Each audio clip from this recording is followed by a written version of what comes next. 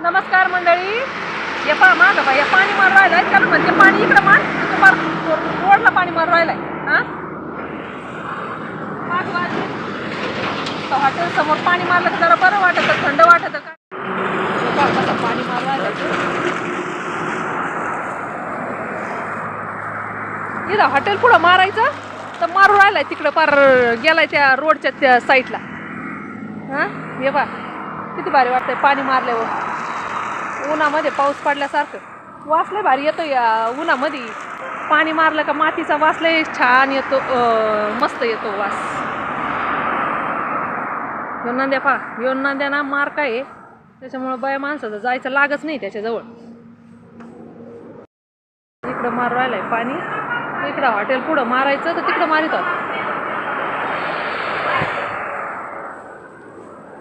भारी वाटत जरा पाणी मारल्यावर. राहिलाय तो शाना वैन वल्ल ते दादा पाणी मारून राहिलाय तो. रोज गाडीवर पाणी मारतो. काल त्याच्या मामाने मारला, आज त्याने मारलं. त्या गाडीला काय पातळ करते का काय काय माहितीये. दोघं जण पाणी मारून मारून धू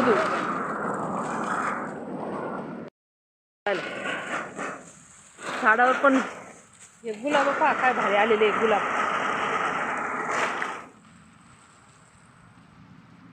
सगळ्यात छान गुलाबाचा कलर आणि गुलाबाचं झाड लय भारी दिसतंय. हे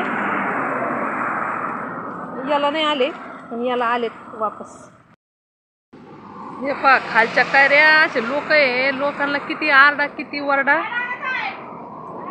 हे पहा कशी खाली गळून पडली. काही गाडी लावली होती त्या बाबांनी मोठी,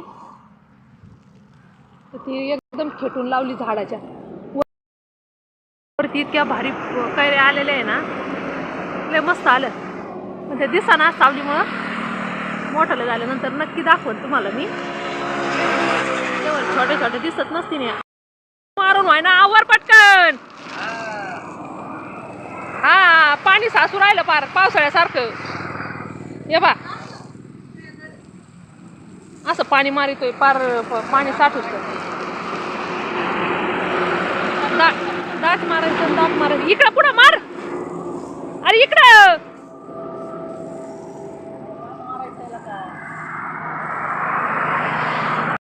तर दादाने लगेच बाया लावली जमा करायला कांदे. बघा इथं जमा केलेत त्या बाईने कांदे सोलर जवळ. गंज मारलाय छोट्या छोट्या कांद्यांचा. आणि त्या काल गोण्या भरलेल्या त्या व्यापाऱ्यांनी काही नेलेलं नाही वाटतं. तुम्हाला दिसतात का नाही काय माहिती. हे बघा इथं त्या रोजाने बाया लावली ना, त्यांनी हे कांदे जमा केले. ही थोडी ती वांगी.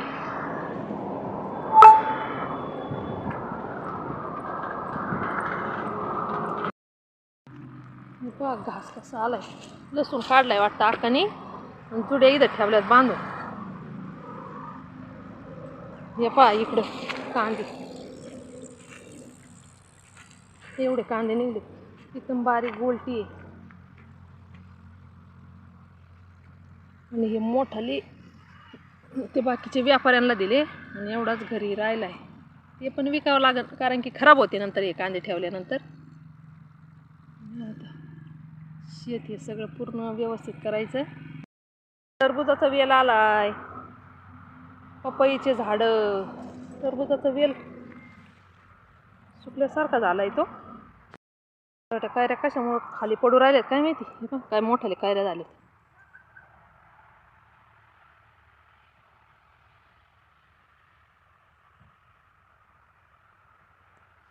सगळ्या झाडांना कैऱ्या आलेल्या आहेत. इकडं पण इथं पण. हे पहा ही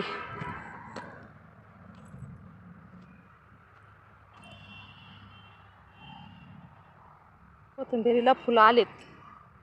मेथीची भाजी संपली, थोडीशीच टाकली होती पण कोथिंबीर टाकली होती जास्त, हॉटेलला लागते त्याच्यामुळं. तर तिला फुलं आलेत. जर ठेवली तर धने येतील, घराला पण उपयोगी येतील. हे वर्षभर मग टेन्शन नाही धने घ्यायचं. कारण की बरंचसं अक्का घरीच काढी ती.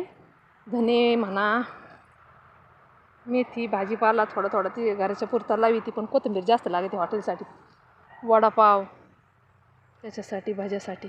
त्याच्यामुळं हे पहा. आणि ती पण आता निब्बर होऊ राहिली. आता ही धण्यासाठीच उपयोगी आहे. त्याच्यामुळं ह्या असं अक्काच्या मळ्यामध्ये हा ये इकडं. हे पहा हे का कसं पळत आलंय माझं पिल्ली. हे पहा टाकलं. ती ललताई बोल राहिली नेवाशाला जायचंय. कशाला? नेवाशाला जायचंय म्हणते. हा का नेवाशाला जायचंय का? तिचं काम आहे ना आम्हाला म्हणते नेवाशाला चला नेवाशाला चला. हा आमच्या कामाला ती नाही येत. आमच्या कामाला नाही येत. आमच्या कामाला तर म्हणते हा असं मला काम आहे हे ते. हा जरा आता माझा घेते. काय काम आहे काय माहित तिचं. मला लय कंटाळा आलाय नेवाशाला जायचा. पैसे नाही आणले पाकिट नाही आणलं. ती म्हणती मी देते तुला पैसे माझे नंतर दे. हा पण पण तिला दी. पण देणं आहे ना वापस. मग हा ती काय मला सोडणार आहे का? जायचंय वाटतं कारण की मुलांची शाळा सकाळची झाली या उन्हामुळं. मग पोरांना काहीतरी खायला सकाळी म्हणजे नाश्त्याला यायला घेऊन येऊ. चाल म्हणते मी असं खाते. मला तर कंटाळा आलाय. पाहू काय म्हणते काय नाही. जर गेलो नेवाशाला तर आहे नाही तर मग बघू घरी जाऊ. भेटूया पुढच्या ब्लॉगमध्ये.